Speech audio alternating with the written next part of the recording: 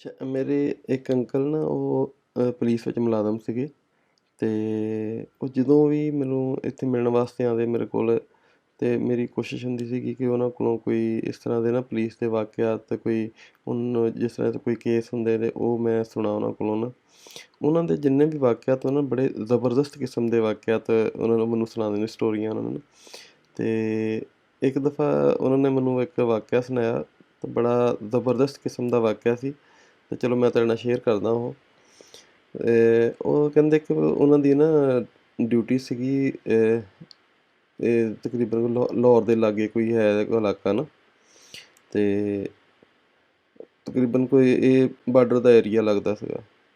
ਇਹ 1970-75 ਦੀ ਗੱਲ ਹੈ।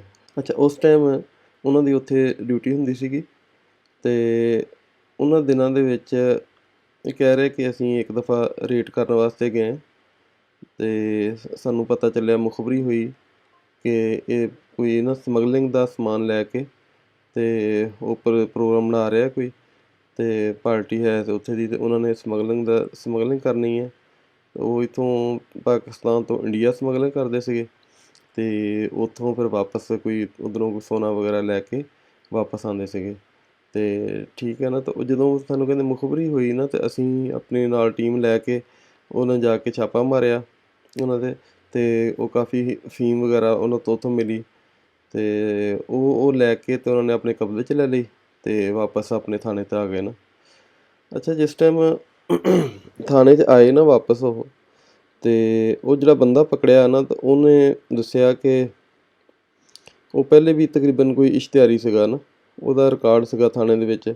ਉਹ ਪ੍ਰੋਫੈਸ਼ਨਲੀ ਉਹਦਾ ਇਹੀ ਕੰਮ ਸੀਗਾ ਕਿ ਜਦੋਂ ਸਮਗਲਿੰਗ ਕਰਦਾ ਸੀਗਾ, ਮਾਲ ਲੈ ਕੇ ਜਾਂਦਾ ਸੀ, ਆਉਂਦਾ ਸੀ, ਪਕੜਿਆ ਜਾਂਦਾ ਸੀਗਾ ਅਤੇ ਇਸ ਤਰ੍ਹਾਂ ਉਹਦਾ ਸਿਲਸਿਲਾ ਚੱਲ ਰਿਹਾ ਸੀਗਾ ਅਤੇ ਕਈ ਦਫਾ ਉਹ ਪਕੜਿਆ ਅਸੀਂ ਅਤੇ ਉਹਨਾਂ ਨੂੰ ਉਹ ਤੋਂ ਬਾਅਦ ਉਹਦੀ ਜ਼ਮਾਨਤ ਹੋ ਜਾਂਦੀ ਸੀਗੀ ਅਤੇ ਉਹਨੂੰ ਛੋੜ ਦਿੰਦੇ ਸੀ ਜਿੰਨੀ ਜਾਂ ਸਜ਼ਾ ਆਪਣੀ ਭੁਗਤ ਕੇ ਅਤੇ ਉਹ ਵਾਪਸ ਚਲਾ ਜਾਂਦਾ ਸੀਗਾ, ਠੀਕ ਹੈ ਨਾ। ਅਤੇ ਉਸ ਵਕਤ ਕਹਿੰਦੇ ਮੈਂ ਰਾਤ ਨੂੰ ਸੁੱਤਾ ਪਿਆ ਅਤੇ ਮੇਰੀ ਅਚਾਨਕ ਅੱਖ ਖੁੱਲ੍ਹੀ ਨਾ ਅਤੇ ਉਹ ਦੇਖਿਆ ਅਤੇ ਉਹ ਰੋਣ ਡਿਆ ਹੋਇਆ ਨਾ ਬੰਦਾ ਅਤੇ ਮੈਂ ਉਹਨੂੰ ਪੁੱਛਿਆ ਕਿ ਖੈਰ ਹੋਵੇ, ਤੂੰ ਕਿਉਂ ਰੋਣ ਡਿਆ ਨਾ, ਜਿਹੜਾ ਅੱਜ ਪਹਿਲੀ ਦਫਾ ਤੂੰ ਆਇਆ ਤਾਂ ਥਾਣੇ ਦੇ ਵਿੱਚ ਕਿ ਤੂੰ ਰੋਣਾ ਸ਼ੁਰੂ ਕਰ ਦਿੱਤਾ। ਅਤੇ ਉਹਨੇ ਦੱਸਿਆ ਕਿ ਯਾਰ ਗੱਲ ਪਤਾ ਕੀ ਹੈ, ਗੱਲ ਇਸ ਤਰ੍ਹਾਂ ਹੈ ਕਿ ਹਾਲਾਤ ਮੇਰੇ ਨਾ ਬਹੁਤ ਮੱਠੇ ਹੋਏ ਸੀਗੇ ਅਤੇ ਬਹੁਤ ਤੰਗਦਸਤੀ ਚੱਲਣ ਡਈ ਸੀ ਮੇਰੇ 'ਤੇ ਨਾ ਅਤੇ ਮੈਂ ਆਪਣੀ ਨਾ ਭੈਣ ਕੋਲ ਗਿਆ, ਉਹਨੂੰ ਮੈਂ ਕਿਹਾ ਕਿ ਤੂੰ ਮੈਨੂੰ ਕੋਈ ਥੋੜ੍ਹੇ ਜਿਹੇ ਪੈਸੇ ਦੇ ਅਤੇ ਇਸ ਤਰ੍ਹਾਂ ਨਾ ਪਾਰਟੀਆਂ ਆਪਣਾ ਮਾਲ ਲੈ ਕੇ ਜਾ ਰਹੀਆਂ ਅਤੇ ਉਹਨਾਂ ਦੂਸਰੀਆਂ ਪਾਰਟੀਆਂ ਦਾ ਵੀ ਮਾਲ ਹੈ ਆ ਅਤੇ ਮੈਂ ਚੱਕਰ ਲਾ ਕੇ ਆਵਾਂਗਾ ਅਤੇ ਮੈਂ ਤੈਨੂੰ ਪੈਸੇ ਨਾ ਵਾਪਸ ਕਰ ਦਿਆਂਗਾ ਅਤੇ ਇੰਨਾ ਕੁ ਮੈਨੂੰ ਬਚ ਜਾਏਗਾ ਕਿ ਮੇਰੇ 5-6 ਮਹੀਨੇ ਨਿਕਲ ਜਾਣਗੇ ਆਰਾਮ ਨਾਲ। ਅਤੇ ਉਹਦੀ ਭੈਣ ਉਹਨੂੰ ਕਹਿਣ ਲੱਗੀ ਕਿ ਮੇਰੇ ਕੋਲ ਪੈਸੇ ਤਾਂ ਨਹੀਂ ਹੈਗੇ, ਅਲਬੱਤਾ ਮੇਰੇ ਕੋਲ ਨਾ ਮੇਰੀ ਧੀ ਦਾ ਜਹੇਜ਼ ਵਾਸਤੇ ਮੈਂ ਜਿਹੜਾ ਜ਼ੇਵਰ ਵਗੈਰਾ ਪਿਆ ਨਾ ਉਹ ਮੇਰੇ ਕੋਲ ਪਿਆ ਹੋਇਆ ਅਤੇ ਉਹ ਮੈਂ ਤੈਨੂੰ ਦੇ ਦਿੰਦੀ ਹਾਂ ਅਤੇ ਤੂੰ ਉਹ ਲੈ ਜਾ ਅਤੇ ਉਹ ਵੇਚ ਕੇ ਅਤੇ ਆਪਣਾ ਕੰਮ ਚਲਾ ਲਾ। ਲੇਕਿਨ ਇੱਕ ਮਿਹਰਬਾਨੀ ਕਰੀ ਕਿ ਮੇਰੇ ਘਰਦਿਆਂ ਨੂੰ ਨਹੀਂ ਪਤਾ ਹੈਗਾ ਅਤੇ ਤੂੰ ਇਸੇ ਤਰ੍ਹਾਂ ਨਾ ਮੈਨੂੰ ਵਾਪਸ ਫਿਰ ਕਰ ਦੇਈਂ ਆ ਕੇ ਨਾ ਅਤੇ ਕਿਸੇ ਨੂੰ ਪਤਾ ਨਾ ਚੱਲੇ। ਕਹਿੰਦਾ ਕਿ ਮੈਂ ਉੱਥੋਂ ਉਹ ਲੈ ਕੇ ਉਹ ਜਿੰਨਾ ਵੀ ਜ਼ੇਵਰ ਸੀਗਾ ਗਿਆ ਮੈਂ ਸੁਨਿਆਰੇ ਦੇ ਕੋਲ, ਉਹਨੂੰ ਮੈਂ ਕਿਹਾ ਕਿ ਇਹ ਜ਼ੇਵਰ ਤੂੰ ਰੱਖ ਲਾ ਅਤੇ ਇਹਦੇ ਬਦਲੇ 'ਚ ਮੈਨੂੰ ਤੂੰ ਇੰਨੀ ਰਕਮ ਦੇ ਦੇ ਅਤੇ ਮੈਂ 10 ਦਿਨਾਂ ਦੇ ਵਿੱਚ ਆ ਕੇ ਅਤੇ ਤੈਨੂੰ ਪੈਸੇ ਵਾਪਸ ਕਰ ਦਿਆਂਗਾ ਅਤੇ ਇਹ ਜ਼ੇਵਰ ਤੇਰੇ ਕੋਲੋਂ ਵਾਪਸ ਲੈ ਜਾਵਾਂਗਾ, ਠੀਕ ਹੈ। ਅਤੇ ਹੁਣ ਹੋਇਆ ਇਹ ਹੈ ਕਿ ਪੁਲਿਸ ਨੇ ਛਾਪਾ ਮਾਰਿਆ ਅਤੇ ਮੇਰਾ ਸਾਰਾ ਹੀ ਮਾਲ ਪਕੜਿਆ ਗਿਆ ਅਤੇ ਮੈਨੂੰ ਪਰੇਸ਼ਾਨੀ ਸਿਰਫ ਮਾਲ ਦੀ ਨਹੀਂ ਹੈਗੀ, ਮੈਨੂੰ ਪਰੇਸ਼ਾਨੀ ਇਹ ਹੈ ਕਿ ਮੇਰੀ ਵਜ੍ਹਾ ਨਾਲ ਮੇਰੀ ਭੈਣ ਦਾ ਨਾ ਘਰ ਉੱਜੜ ਜਾਣਾ, ਠੀਕ ਹੈ। ਅਤੇ ਮੈਂ ਸਿਰਫ ਇਹੀ ਸੋਚ ਕੇ ਨਾ ਤਾਂ ਹੁਣ ਮੈਨੂੰ ਉਹ ਨਾਲ ਨੀਂਦ ਨਹੀਂ ਆਉਣ ਡਈ ਅਤੇ ਮੈਂ ਪਛਤਾ ਰਿਹਾ ਕਿ ਯਾਰ ਮੈਂ ਕੀ ਕਰ ਬੈਠਾ ਨਾ। ਅੱਛਾ, ਉਹ ਅੰਕਲ ਕਹਿੰਦੇ ਕਿ ਮੈਂ ਉਹਦੀ ਗੱਲ ਸੁਣੀ ਨਾ ਅਤੇ ਬੜਾ ਮੁਤਾਸਰ ਹੋਇਆ ਯਾਰ ਕਿ ਵਿਚਾਰੇ ਨਾਲ ਤਾਂ ਬਹੁਤ ਜ਼ਿਆਦਤੀ ਹੋ ਰਹੀ ਹੈ, ਚਲੋ ਇਹਦੇ ਵਾਸਤੇ ਨਾ ਕੁਛ ਕਰਦਾ ਮੈਂ। ਕਹਿੰਦਾ ਮੈਂ ਉਹਨੂੰ ਕਿਹਾ ਕਿ ਤੂੰ ਜਦੋਂ ਸੁਬਾਹ ਦਾ ਟਾਈਮ ਹੋਏਗਾ ਨਾ ਤਾਂ ਮੈਨੂੰ ਉੱਥੇ ਜਗਾਈ ਅਤੇ ਇੱਥੇ ਜਿਹੜੇ ਥਾਣੇਦਾਰ ਸਾਹਿਬ ਨੇ ਨਾ ਉਹ ਸੈਯਦ ਸੀਗੇ ਨਾ, ਸੈਯਦਜ਼ਾਦਾ ਸੀਗਾ ਅਤੇ ਬੜਾ ਹੀ ਇਮਾਨਦਾਰ ਬੰਦਾ ਸੀਗਾ ਅਤੇ ਮੈਂ ਉਹਨਾਂ ਨੂੰ ਕੋਈ ਰਿਕੁਐਸਟ ਕਰਾਂਗਾ ਅਤੇ ਚਲੋ ਹੋ ਸਕਦਾ ਕੋਈ ਮਦਦ ਹੋ ਜਾਏ ਨਾ। ਅਤੇ ਮੈਂ ਤਾਂ ਸੌਂ ਗਿਆ। ਉਸ ਤੋਂ ਬਾਅਦ ਜਿਸ ਟਾਈਮ ਸੁਬਾਹ ਦਾ ਅਜ਼ਾਨ ਦਾ ਟਾਈਮ ਹੋਇਆ ਨਾ ਅਤੇ ਉਸ ਬੰਦੇ ਨੇ ਮੈਨੂੰ ਉਠਾ ਲਿਆ ਕਿ ਜੀ ਉੱਠ ਜਾਓ ਜੀ ਅਤੇ ਅਜ਼ਾਨਾਂ ਹੋ ਗਈਆਂ ਅਤੇ ਸ਼ਾਹ ਸਾਹਿਬ ਜਾ ਰਹੇ ਨੇ ਨਮਾਜ਼ ਪੜ੍ਹਨ ਵਾਸਤੇ। ਮੈਂ ਵੀ ਉੱਠਿਆ, ਉੱਠ ਕੇ ਮੈਂ ਨਮਾਜ਼ ਪੜ੍ਹੀ ਹੈ ਅਤੇ ਨਮਾਜ਼ ਪੜ੍ਹ ਜਦੋਂ ਫਾਰਗ ਹੋਏ ਆ ਅਤੇ ਮੈਂ ਉਹਨਾਂ ਕੋਲ ਚਲਾ ਗਿਆ ਅਤੇ ਉਹਨਾਂ ਨੇ ਪੁੱਛਿਆ ਖੈਰ ਹੋਵੇ, ਅੱਜ ਤੂੰ ਸੁਬਾਹ ਹੀ ਉੱਠ ਗਿਆ। ਅਤੇ ਉਹ ਫਿਰ ਮੇਰੇ ਅੰਕਲ ਕਹਿੰਦੇ ਕਿ ਮੈਂ ਉਹਨਾਂ ਨੂੰ ਦੱਸਿਆ ਕਿ ਸਾਰੀ ਰਾਤੀ ਮੇਰਾ ਜੋ ਵਾਕਿਆ ਇਹਨੇ ਮੈਨੂੰ ਸੁਣਾਇਆ ਕਿ ਇਸ ਤਰ੍ਹਾਂ ਇਹਦੇ ਨਾਲ ਵਿੱਚ ਹੋਇਆ ਹੈ ਅਤੇ ਕੋਈ ਮਿਹਰਬਾਨੀ ਕਰੋ ਵਿਚਾਰੇ ਦੇ, ਇਹਦੀ ਤਾਂ ਭੈਣ ਦਾ ਘਰ ਉਜੜ ਜਾਣਾ ਨੇ ਅਗਰ ਇਹਨੂੰ ਪੈਸੇ ਨਾ ਮਿਲੇ ਨਾ। ਉਹਨਾਂ ਨੇ ਸਾਰੀ ਬੜੀ ਤਸੱਲੀ ਦੇ ਨਾਲ ਨਾ ਸਾਰਾ ਵਾਕਿਆ ਸੁਣਿਆ, ਸਾਰੀ ਸਟੋਰੀ ਉਹਦੀ ਸੁਣੀ ਅਤੇ ਉਸ ਤੋਂ ਬਾਅਦ ਉਹਨੂੰ ਬੁਲਾਇਆ ਉਹਨਾਂ ਨੇ ਅਤੇ ਬੁਲਾ ਕੇ ਅਤੇ ਮੈਨੂੰ ਉਹਨਾਂ ਨੇ ਕਿਹਾ ਕਿ ਤੂੰ ਇਹਦੇ ਨਾਲ ਚਲਾ ਜਾ ਅਤੇ ਇਹਦਾ ਮਾਲ ਜਿੰਨਾ ਵੀ ਹੈ ਨਾ ਉਹ ਲਿਜਾ ਕੇ ਅਤੇ ਵਾਪਸ ਕਰਕੇ ਅਤੇ ਉਹ ਜ਼ੇਵਰ ਨੂੰ ਵਾਪਸ ਲੈ ਕੇ ਇਹਦੀ ਭੈਣ ਨੂੰ ਦੇ ਕੇ ਆ ਨਾ। ਅਤੇ ਮੈਂ ਉੱਥੋਂ ਉਹਦੇ ਨਾਲ ਤੁਰ ਪਿਆ, ਲੇਕਿਨ ਉਹਦੇ ਜਾਣ ਤੋਂ ਪਹਿਲੇ ਨਾ ਉਹਨੇ ਸਈਦ ਜਿਹੜਾ ਸੀਗਾ ਨਾ ਥਾਣੇਦਾਰ, ਉਹਨੇ ਉਹਨੂੰ 50 ਦਾ ਨੋਟ ਦਿੱਤਾ। ਉਹਨੇ ਕਿਹਾ ਇਹ 50 ਰੁਪਈਏ ਆਪਣੇ ਕੋਲ ਰੱਖ ਲਾ ਅਤੇ ਇਹਦੇ ਨਾਲ ਕੋਈ ਆਪਣਾ ਨਾ ਕੰਮ ਸ਼ੁਰੂ ਕਰ ਲਈ। ਉਸ ਦੌਰ 'ਤੇ 50 ਰੁਪਏ ਦੀ ਕੋਈ ਵੈਲਿਊ ਹੈ ਸੀਗੀ, ਹੁਣ ਤਾਂ ਨਹੀਂ ਹੈਗੀ, ਲੇਕਿਨ ਉਦੋਂ 50 ਦੀ ਕੋਈ ਵੈਲਿਊ ਹੈ ਸੀਗੀ। ਅਤੇ ਨਾਲ ਉਹਨੇ ਕਿਹਾ ਕਿ ਮੈਂ ਸਈਦ ਹਾਂ ਪੂਰੇ ਦਿਨਾਂ ਦਾ, ਠੀਕ ਹੈ ਨਾ, ਸਹੀ ਖਾਸ ਸਈਦ ਹਾਂ ਮੈਂ, ਐਵੇਂ ਨਹੀਂ ਬਣ ਗਿਆ ਸਈਦ। ਅਤੇ ਮੇਰੀ ਦੁਆ ਅਗਰ ਤੂੰ ਇਮਾਨਦਾਰੀ ਨਾਲ ਕੰਮ ਕਰੂੰਗਾ ਨਾ ਤਾਂ ਮੇਰੀ ਫਿਰ ਤੇਰੇ ਵਾਸਤੇ ਦੁਆ ਹੈ ਕਿ ਅੱਲਾਹ ਤਾਲਾ ਇਹਦੇ 'ਚ ਬਹੁਤ ਜ਼ਿਆਦਾ ਤੈਨੂੰ ਬਰਕਤ ਪਾ ਦੇਗਾ। ਲੇਕਿਨ ਅਗਰ ਤੂੰ ਬੇਈਮਾਨੀ ਕੀਤੀ, ਦੁਬਾਰਾ ਫਿਰ ਇਹੀ ਕੰਮ ਕੀਤਾ ਅਤੇ ਫਿਰ ਤੇਰਾ ਨਾ ਰਹਿਣਾ ਕੱਖ ਨਹੀਂ ਹੈਗਾ ਨਾ। ਅਤੇ ਉਹਨਾਂ ਨੇ ਉਹਨੂੰ ਦੇ ਕੇ 50 ਰੁਪਏ ਦੇ ਕੇ ਅਤੇ ਮੈਨੂੰ ਉਹਦੇ ਨਾਲ ਤੋਰ ਦਿੱਤਾ।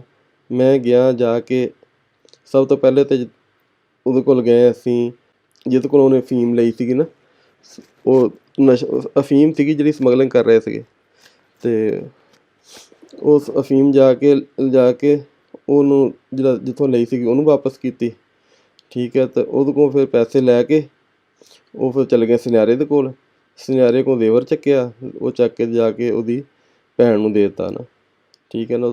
ਉਸ ਤੋਂ ਬਾਅਦ ਬਸ ਗੱਲ ਆਈ ਗਈ ਹੋ ਗਈ, ਕਾਫੀ ਅਰਸਾ ਨਾਲ ਟਾਈਮ ਗੁਜ਼ਰ ਗਿਆ। ਇਸ ਦੌਰਾਨ ਹੋਇਆ ਕਿ ਜਿਹੜੇ ਸ਼ਾਹ ਸਾਹਿਬ ਸੀਗੇ ਨਾ ਉਹਨਾਂ ਦੀ ਰਿਟਾਇਰਮੈਂਟ ਵੀ ਹੋ ਗਈ ਅਤੇ ਉਹ ਆਪਣੇ ਘਰ ਚਲੇ ਗਏ ਅਤੇ ਮੇਰੀ ਤਕਰੀਬਨ ਸਰਵਿਸ ਉਸ ਏਰੀਏ ਦੇ ਵਿੱਚ ਹੀ ਜ਼ਿਆਦਾ ਕਹਿ ਰਹੇ ਕਿ ਮੇਰੀ ਗੁਜ਼ਰੀ। ਅਤੇ ਕੋਈ ਕੁਛ 6-7 ਸਾਲ ਬਾਅਦ ਮੈਂ ਐਵੇਂ ਮੇਰੇ ਦਿਲ ਦੇ ਵਿੱਚ ਆਈ ਕਿ ਯਾਰ ਮੈਂ ਉਹਨਾਂ ਨੂੰ ਮਿਲ ਕੇ ਆਉਣਾ ਸ਼ਾਹ ਸਾਹਿਬ ਨੂੰ ਨਾ।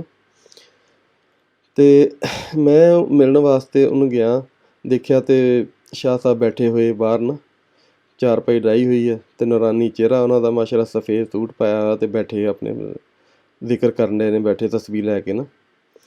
ਮੈਂ ਸਲਾਮ ਕੀਤਾ ਜਾ ਕੇ, ਮੈਂ ਕਿਹਾ ਜੀ ਸ਼ਾਹ ਸਾਹਿਬ ਪਹਿਚਾਣਿਆ ਮੈਨੂੰ? ਉਹ ਕਹਿੰਦੇ ਕਿਉਂ ਨਹੀਂ ਪਹਿਚਾਣਿਆ ਯਾਰ, ਤੂੰ ਮੇਰਾ ਕੁਲੀਗ ਆ, ਇੰਨਾ ਅਰਸਾ ਤੂੰ ਮੇਰੇ ਅੰਡਰ ਕੰਮ ਕੀਤਾ, ਬੈਠ ਨਾ। ਉਹਨੇ ਚਾਹ ਸ਼ਾਹ ਦਾ ਆਰਡਰ ਦਿੱਤਾ ਅਤੇ ਚਾਹ ਸ਼ਾਹ ਪੀਤੀ। ਮੈਂ ਉਹਨਾਂ ਨੂੰ ਪੁੱਛਿਆ ਸੁਣਾਓ ਜੀ ਕਿਸ ਤਰ੍ਹਾਂ ਦੀ ਗੁਜ਼ਰ ਰਹੀ ਹੈ?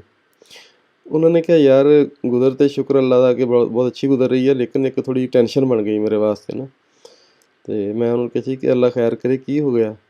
ਉਹਨਾਂ ਨੇ ਦੱਸਿਆ ਕਿ ਮੇਰੀ ਬੇਟੀ ਦੀ ਅਤੇ ਬੇਟੇ ਦੀ ਸ਼ਾਦੀ ਹੈ ਅਤੇ ਜਿੱਥੇ ਮੈਂ ਸ਼ਾਦੀ ਕੀਤੀ ਹੈ ਨਾ, ਮੈਂ ਰਿਸ਼ਤੇਦਾਰਾਂ ਦੇ ਵਿੱਚ ਉਹ ਹੈਗੇ ਨੇ ਕੋਈ ਜਿਹੜੇ ਸਈਦ ਨੇ, ਉਹਨਾਂ ਦੀ ਪੀਰੀ ਮੁਰੀਦੀ ਚੱਲਦੀ ਹੈ ਨਾ, ਅਤੇ ਕਾਫੀ ਸਟਰੋਂਗ ਬੰਦੇ ਨੇ ਉਹ। ਉਹਨਾਂ ਦਾ ਕੱਲ੍ਹ ਮੈਨੂੰ ਫੋਨ ਆਇਆ ਕਿ ਜੀ ਸਾਡੀ ਕੋਈ 500-600 ਬੰਦਾ ਬਰਾਤ ਦਾ ਹੋ ਜਾਣਾ ਨਾ। ਅਤੇ ਮੈਂ ਉਹਨਾਂ ਨੂੰ ਕਿਹਾ ਕਿ ਤੁਸੀਂ ਕੋਈ 50-60 ਬੰਦੇ ਲੈ ਆਓ ਜਾਂ ਮੈਕਸੀਮਮ 100 ਬੰਦਾ ਲੈ ਕੇ ਆ ਜਾਓ ਤੁਸੀਂ, ਅਤੇ ਇੰਨੇ ਬੰਦੇ ਮੇਰੇ ਵਾਸਤੇ ਨਾ ਸੰਭਾਲਣੇ ਮੁਸ਼ਕਿਲ ਹੋ ਜਾਣੇ ਆ, ਮੈਂ ਤਾਂ ਬੜੀ ਮੁਸ਼ਕਿਲ ਆਪਣਾ ਨਾ ਉਹ ਕਰ ਰਿਹਾ। ਅਤੇ ਲੇਕਿਨ ਉਹਨਾਂ ਨੇ ਕਿਹਾ ਨਹੀਂ ਜੀ ਸਾਡੇ 'ਤੇ ਤਲਕਾਤ ਬਹੁਤ ਜ਼ਿਆਦਾ ਹੈ, ਪੀਰੀ ਮੁਰੀਦੀ ਬਹੁਤ ਜ਼ਿਆਦਾ, ਅਤੇ 500 ਤੋਂ ਘੱਟ ਸਾਡਾ ਬੰਦਾ ਨਹੀਂ ਹੋਣਾ ਨਾ, ਤੁਸੀਂ ਆਪਣਾ ਅਰੇਂਜਮੈਂਟ ਕਰ ਲਓ ਨਾ। ਅਤੇ ਮੈਂ ਹੁਣ ਕੱਲ੍ਹ ਦਾ ਹੀ ਸੋਚੀ ਜਾ ਰਿਹਾ ਕਿ ਕਿੱਦਾਂ ਇੰਤਜ਼ਾਮ ਹੋਏਗਾ ਨਾ। ਉਹਦੀ ਗੱਲ ਸੁਣ ਕੇ ਅਤੇ ਮੇਰੇ ਅੰਕਲ ਹੁਣੀ ਵੀ ਥੋੜ੍ਹੇ ਪਰੇਸ਼ਾਨ ਹੋ ਗਏ ਕਿ ਯਾਰ ਗੱਲ ਤਾਂ ਠੀਕ ਹੈ ਇਹਨਾਂ ਦੀ, ਅਤੇ ਹੁਣ ਕੀ ਕੀਤਾ ਜਾ ਸਕਦਾ। ਬਹਰਹਾਲ ਮੈਂ ਕਹਿੰਦਾ ਕਿ ਉੱਥੋਂ ਨਿਕਲ ਕੇ ਆ ਗਿਆ ਅਤੇ ਜਿਸ ਟਾਈਮ ਮੈਂ ਆ ਕੇ ਨਾ ਸ਼ਾਹਦਰਾ ਮੋੜ, ਜਿਹੜੇ ਲਾਹੌਰ ਜਾਂਦੇ ਨੇ ਨਾ ਲੋਕ, ਉਹਨਾਂ ਨੂੰ ਪਤਾ ਹੈ ਕਿ ਸ਼ਾਹਦਰਾ ਆਪਣੇ ਲਾਹੌਰ ਦੇ ਨਾਲ ਹੀ ਬਿਲਕੁਲ ਨਾ ਸ਼ਾਹਦਰਾ ਹੈ, ਉੱਥੇ ਖੜ੍ਹੇ ਆ ਆਪਣੇ ਉਧਰ ਥਾਣੇ ਨੂੰ ਜਾਣ ਵਾਸਤੇ। ਅੱਛਾ, ਉੱਥੇ ਖੜ੍ਹਾ ਬੱਸ ਦਾ ਇੰਤਜ਼ਾਰ ਕਰ ਰਿਹਾ ਸੀਗਾ ਕਿ ਇੰਨੀ ਦੇਰ ਨੂੰ ਉਹੀ ਬੰਦਾ ਜਿਹਦਾ ਤੁਹਾਨੂੰ ਮੈਂ ਵਾਕਿਆ ਸੁਣਾਇਆ ਨਾ, ਉਹ ਆ ਰਿਹਾ ਉੱਧਰੋਂ ਨਾ, ਜੀਪ ਦੇ ਵਿੱਚ ਆ ਰਿਹਾ, ਨਾਲ ਉਹਦਾ ਬੇਟਾ ਬੈਠਾ ਹੋਇਆ। ਉਹਦੀ ਨਜ਼ਰ ਮੇਰੇ 'ਤੇ ਪੈ ਗਈ ਨਾ, ਉਹਨੇ ਬ੍ਰੇਕ ਲਾਈ, ਉਹਨੇ ਕਿਹਾ ਚਾਚਾ ਕਿੱਧਰ ਜਾ ਰਿਹਾ ਨਾ? ਅਤੇ ਮੈਂ ਉਹਨੂੰ ਦੱਸਿਆ ਕਿ ਮੈਂ ਜਾ ਰਿਹਾ ਆਪਣੇ ਥਾਣੇ ਨੂੰ। ਉਹਨੇ ਕਿਹਾ ਜੀ ਮੇਰੇ ਨਾਲ ਬੈਠੋ, ਮੈਂ ਤੁਹਾਨੂੰ ਡਰਾਪ ਕਰ ਦਿੰਦਾ ਨਾ। ਮੈਂ ਕਹਿੰਦੇ ਉਹਦੇ ਨਾਲ ਬੈਠ ਗਿਆ ਅਤੇ ਉਹਨੇ ਕਿਹਾ ਹੋਰ ਸੁਣਾ ਗੱਲ, ਗੱਪ ਸ਼ੱਪ ਸੁਣਾ ਕੋਈ ਨਾ। ਕਹਿੰਦਾ ਮੈਂ ਉਹਨੂੰ ਕਿਹਾ ਕਿ ਗੱਪ ਸ਼ੱਪ ਕੀ ਸੁਣਾਉਣੀ ਹੈ, ਤੈਨੂੰ ਯਾਦ ਹੋਣਾ ਯਾਰ ਕਿ ਇਸ ਤਰ੍ਹਾਂ ਸੈਯਦ ਬਾਦਸ਼ਾਹ ਸੀਗਾ, ਹੁਣ ਤੇ ਰਿਟਾਇਰ ਹੋ ਗਿਆ, ਤਾਂ ਉਹਦਾ ਇਹ ਮਸਲਾ ਬਣਿਆ ਆ। ਅਤੇ ਮੈਂ ਉਹੀ ਸੋਚੀ ਜਾ ਰਿਹਾ ਕਿ ਯਾਰ ਕੈਸੇ ਲੋਕ ਆ, ਉਹਨਾਂ ਨੂੰ ਹੁਣ ਨਜਾਇਜ਼ ਤੰਗ ਕਰ ਰਹੇ ਨੇ ਨਾ। ਅਤੇ ਉਹ ਬੰਦਾ ਉਹਦੀ ਗੱਲ ਸੁਣ ਕੇ ਨਾ, ਅਤੇ ਉੱਥੇ ਹੀ ਉਹਨੇ ਗੱਡੀ ਦੀ ਨਾ ਬ੍ਰੇਕ ਲਾ ਲਈ। ਉਹਨੇ ਕਿਹਾ ਜੀ ਇਹ ਵਾਪਸ ਜਾ ਰਹੇ ਹਾਂ ਆਪਾਂ ਸ਼ਾਦਰੇ, ਅਤੇ ਤੁਸੀਂ ਮੈਨੂੰ ਲੈ ਕੇ ਚਲੋ, ਮੈਂ ਮਿਲਣਾ ਚਾਹੁੰਦਾ, ਮੈਨੂੰ ਤਾਂ ਬੜਾ ਅਰਸਾ ਹੋ ਗਿਆ, ਮੈਨੂੰ ਤਾਂ ਪਤਾ ਨਹੀਂ ਸੀ ਉਹਨਾਂ ਦੀ ਰਿਹਾਇਸ਼ ਕਿੱਥੇ ਹੈ ਨਾ, ਅਤੇ ਮੈਂ ਉਹਨਾਂ ਨੂੰ ਮਿਲਣਾ ਚਾਹੁੰਦਾ, ਅਤੇ ਮੈਨੂੰ ਲੈ ਕੇ ਜਾਓ ਇੱਕ ਦਫਾ ਨਾ। ਉਹਨਾਂ ਨੇ ਉੱਥੇ ਹੀ ਗੱਡੀ ਮੋੜੀ ਹੈ, ਗੱਡੀ ਮੋੜ ਕੇ ਅਤੇ ਵਾਪਸ ਉਹਦੇ ਕੋਲ ਚਲੇ ਗਏ ਅਸੀਂ ਨਾ। ਉੱਥੇ ਗਏ ਅਤੇ ਮੈਂ ਉਹਨਾਂ ਨੂੰ ਦੱਸਿਆ ਕਿ ਸ਼ਾਹ ਸਾਹਿਬ ਦੇਖੋ, ਬੰਦੇ ਨੂੰ ਪਹਿਚਾਣੋ ਤਾਂ ਅਗਰ ਤੁਸੀਂ ਪਹਿਚਾਣ ਸਕਦੇ ਹੋ ਤਾਂ ਨਾ। ਉਹਨਾਂ ਨੇ ਕਿਹਾ ਕਿ ਇਹ ਮੇਰੇ ਹੱਥੀਂ ਲਾਇਆ ਪੌਦਾ ਹੈ, ਮੈਂ ਇਹਨੂੰ ਕਿਸ ਤਰ੍ਹਾਂ ਭੁੱਲ ਸਕਦਾ ਨਾ, ਅਤੇ ਮੈਂ ਇਹਨੂੰ ਜਾਣਦਾ, ਅਤੇ ਇਹਨੂੰ ਮੈਨੂੰ ਪਤਾ ਹੈ ਕਿ ਅੱਲਾ ਨੇ ਇਹ 'ਤੇ ਨਾ ਬੜਾ ਕਰਮ ਕੀਤਾ। ਇਸ 5-7 ਸਾਲਾਂ ਦੇ ਵਿੱਚ ਉਸ ਬੰਦੇ ਨੂੰ ਇੰਨਾ ਅਰੂਜ ਮਿਲਿਆ ਕਿ ਉਹਨੇ ਕਾਫੀ ਜ਼ਮੀਨਾਂ ਉੱਥੋਂ ਖਰੀਦ ਲਈਆਂ, ਠੀਕ ਹੈ, ਅਤੇ ਹੋਰ ਵੀ ਕਾਫੀ ਉਹਦੇ ਬਿਜ਼ਨਸ ਚੱਲ ਰਹੇ ਸੀਗੇ, ਅਤੇ ਯਾਨੀ ਕਿ ਉੱਤੇ ਕਾਫੀ ਅੱਲਾ ਤਾਲਾ ਨੇ ਕਰਮ ਕਰ ਦਿੱਤਾ ਨਾ, ਉਹਦੇ ਰਿਜ਼ਕ 'ਚ ਬਹੁਤ ਜ਼ਿਆਦਾ ਬਰਕਤ ਹੋ ਗਈ ਸੀਗੀ। ਅੱਛਾ, ਉਹਨੇ ਕਿਹਾ ਕਿ ਜੀ ਮੈਨੂੰ ਪਤਾ ਚੱਲਿਆ ਕਿ ਇਸ ਤਰ੍ਹਾਂ ਤੁਹਾਡਾ ਇਹ ਮਸਲਾ ਹੈ, ਤਾਂ ਤੁਸੀਂ ਇਹਦੀ ਟੈਨਸ਼ਨ ਨਹੀਂ ਲੈਣੀ ਕਿਸੇ ਵੀ ਕਿਸਮ ਦੀ, ਤੁਹਾਡਾ ਸਾਰਾ ਇੰਤਜ਼ਾਮ ਜਿੰਨਾ ਵੀ ਹੈ ਨਾ ਬੱਚੀ ਦੀ ਸ਼ਾਦੀ ਦਾ, ਉਹ ਮੈਂ ਆਪਣੇ ਜ਼ਿੰਮੇ ਲੈਂਦਾ, ਮੈਂ ਖੁਦ ਕਰਾਂਗਾ ਨਾ। ਉਹ ਪੀਰ ਸਾਹਿਬ ਜਿਹੜੇ ਸੀਗੇ ਨਾ, SHO ਸਾਹਿਬ, ਉਹ ਕਹਿੰਦੇ ਨਹੀਂ ਨਹੀਂ, ਇਹ ਨਹੀਂ ਹੋ ਸਕਦਾ ਕਿ ਮੈਂ ਪੂਰੀ ਜ਼ਿੰਦਗੀ ਮੇਰੀ ਸਰਵਿਸ ਗੁਜ਼ਰ ਗਈ, ਮੈਂ ਤਾਂ ਕਦੀ 1 ਰੁਪਇਆ ਵੀ ਕਿਸੇ ਰਿਸ਼ਵਤ ਨਹੀਂ ਲਿਆ। ਅਤੇ ਉਹ ਅੱਗਿਓਂ ਕਹਿੰਦਾ ਕਿ ਮੈਂ ਜੀ ਤੁਹਾਨੂੰ ਰਿਸ਼ਵਤ ਨਹੀਂ ਦੇ ਰਿਹਾ, ਮੈਂ ਤੁਹਾਡਾ ਰੂਹਾਨੀ ਮੁਰੀਦ ਬਣ ਚੁੱਕਿਆ। ਜਦੋਂ ਤੁਸੀਂ ਮੈਨੂੰ ਵਿਦਿਆ ਕੀਤਾ ਸੀ, ਮੈਨੂੰ ਦੁਆ ਦਿੱਤੀ ਸੀਗੀ ਨਾ, ਅਤੇ ਉਹ ਤੋਂ ਬਾਅਦ ਮੇਰੇ 'ਤੇ ਅੱਲਾ ਤਾਲਾ ਨੇ ਇੰਨਾ ਕਰਮ ਕੀਤਾ ਕਿ ਮੈਂ ਤੁਹਾਨੂੰ ਆਪਣਾ ਪੀਰ ਮੰਨ ਲਿਆ ਸੀਗਾ, ਠੀਕ ਹੈ, ਅਤੇ ਮੈਂ ਤੁਹਾਡਾ ਮੁਰੀਦ ਹਾਂ, ਅਤੇ ਮੇਰੇ ਇਹ ਸਾਦਤ ਆ ਮੇਰੇ ਵਾਸਤੇ, ਅਗਰ ਤੁਸੀਂ ਮੈਨੂੰ ਇੱਕ ਮੌਕਾ ਦਿਓਗੇ ਤਾਂ ਨਾ। ਅਤੇ ਉਹਨਾਂ ਨੇ ਬਹਰਹਾਲ ਚੁੱਪ ਕਰ ਗਏ। ਉਹਨਾਂ ਨੇ ਫਿਰ ਨਾਲ ਲਿਆ, ਜਾ ਕੇ ਜਿਤਨੀ ਵੀ ਸ਼ੋਪਿੰਗ ਵਗੈਰਾ ਹੋਈ ਸੀ ਸਾਰੀ ਉਹ ਕੀਤੀ, ਅਤੇ ਉਸੇ ਟਾਈਮ ਉਹਨਾਂ ਨੇ ਕਿਹਾ ਕਿ ਤੁਸੀਂ ਫੋਨ ਕਰੋ ਉਹਨਾਂ ਨੂੰ ਕਹੋ ਜੀ 500 ਬੰਦਾ ਨਹੀਂ, ਤੁਸੀਂ ਜੀ 1000 ਬੰਦਾ ਲੈ ਕੇ ਆਓ, ਅਤੇ ਅਸੀਂ ਇਹਦਾ ਇੰਤਜ਼ਾਮ ਕਰ ਲਿਆ ਨਾ, ਕੋਈ ਸਾਨੂੰ ਇਸ਼ੂ ਨਹੀਂ ਹੈਗਾ ਨਾ। ਅਤੇ ਉਹਨਾਂ ਨੇ ਉਸ ਟਾਈਮ ਫੋਨ ਕੀਤਾ ਉਹਨਾਂ ਨੂੰ ਕਿ ਤੁਸੀਂ ਜੀ 1000 ਬੰਦਾ ਲੈ ਕੇ ਆਓ, ਅਤੇ ਅਸੀਂ ਤੁਹਾਡਾ ਵੈਲਕਮ ਕਰਾਂਗੇ ਤੁਹਾਨੂੰ। ਬਹਰਹਾਲ ਉਹਨਾਂ ਨੇ ਜਦੋਂ ਸੁਣੀ ਕਿ ਸ਼ਾਹ ਸਾਹਿਬ ਇਸ ਤਰ੍ਹਾਂ ਕਹਿ ਰਹੇ ਨੇ, ਉਹ ਵੀ ਥੋੜ੍ਹੇ ਜਿਹੇ ਪਰੇਸ਼ਾਨ ਹੋ ਗਏ। ਉਹਨੂੰ ਕਹਿੰਦੇ ਜੀ 1000 ਤਾਂ ਨਹੀਂ ਹੋ ਸਕਦਾ, ਇਸ 'ਤੇ 500 ਹੀ ਬੰਦਾ ਬੜੀ ਮੁਸ਼ਕਿਲ ਕਰਕੇ ਲਿਆਵਾਂਗੇ। ਬਹਰਹਾਲ ਜਦੋਂ ਉਹਨਾਂ ਨੂੰ ਪਤਾ ਲੱਗਾ, ਉਹ ਜਾਣ ਬੁੱਝ ਕੇ ਵੈਸੇ ਹੀ ਤੰਗ ਕਰ ਰਹੇ ਸੀਗੇ ਨਾ, ਅਤੇ ਉਹ ਕਹਿੰਦੇ ਨਹੀਂ ਜੀ ਸਾਡਾ ਨਾ ਬੜੀ ਮੁਸ਼ਕਿਲ 200 ਬੰਦਾ ਹੋਏਗਾ। ਬਹਰਹਾਲ ਉਹਨਾਂ ਨੇ ਉਸ ਬੰਦੇ ਨੇ ਉਸੇ ਟਾਈਮ ਆਪਣੇ ਬੰਦਿਆਂ ਨੂੰ ਕਿਹਾ ਕਿ ਜੀ ਸਾਰੇ ਬੱਕਰੇ ਵਗੈਰਾ ਕਿ ਵਹਿੜੇ ਵਗੈਰਾ ਤੁਸੀਂ ਲੈ ਕੇ ਆਓ।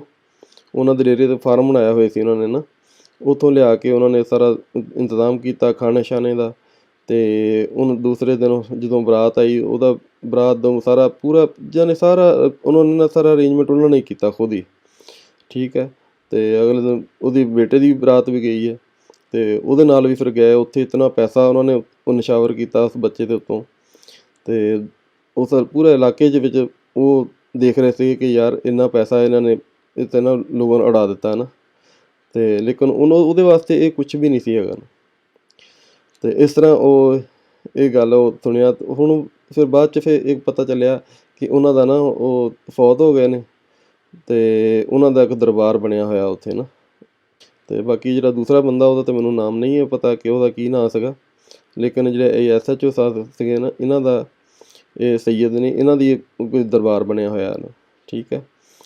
ਅਤੇ ਇਹ ਵਾਕਿਆ ਜਦੋਂ ਮੈਂ ਸੁਣਿਆ ਨਾ, ਅਤੇ ਬਸ ਇਹੀ ਦੇਖ ਕੇ ਅਤੇ ਅੱਲਾ ਤਾਲਾ ਦੀ ਕੁਦਰਤ ਯਾਦ ਆਉਂਦੀ ਹੈ ਕਿ ਜੀ ਅਗਰ ਬੰਦਾ ਇਮਾਨਦਾਰੀ ਨਾਲ ਕੰਮ ਕਰੇ ਨਾ, ਤਾਂ ਅੱਲਾ ਤਾਲਾ ਉਹਦੀ ਮਦਦ ਜ਼ਰੂਰ ਕਰਦੇ ਆ, ਠੀਕ ਹੈ। ਸਾਰੀ ਜ਼ਿੰਦਗੀ ਉਹਨੇ ਇਮਾਨਦਾਰੀ ਕੀਤੀ, ਠੀਕ ਹੈ, ਕਦੀ ਇੱਕ ਹਰਾਮ ਦਾ 1 ਰੁਪਇਆ ਵੀ ਨਹੀਂ ਲਿਆ ਉਹਨੇ, ਅਤੇ ਉਦੋਂ ਮੁਸ਼ਕਿਲ ਵਕਤ ਆਇਆ ਅਤੇ ਅੱਲਾ ਤਾਲਾ ਨੇ ਕਿਸ ਤਰ੍ਹਾਂ ਉਹਦੀ ਮਦਦ ਕਰ ਦਿੱਤੀ, ਠੀਕ ਹੈ। ਅਤੇ ਇਹੀ ਮੈਂ ਅੱਜ ਦਾ ਵਾਕਿਆ ਸੀਗਾ, ਅਤੇ ਅਗਲੇ ਵਾਕਿਏ 'ਤੇ ਇਨਸ਼ਾ ਅੱਲਾ ਤਾਲਾ ਜਦੋਂ ਅੱਗੇ ਸਟੋਰੀ ਮਿਲੇਗੀ ਅਤੇ ਮੈਂ ਤੁਹਾਡੇ ਨਾਲ ਜ਼ਰੂਰ ਸ਼ੇਅਰ ਕਰਾਂਗਾ। ਅਤੇ ਅਗਲੀ ਵੀਡੀਓ ਤੱਕ ਇਜਾਜ਼ਤ ਚਾਹੁੰਦਾ।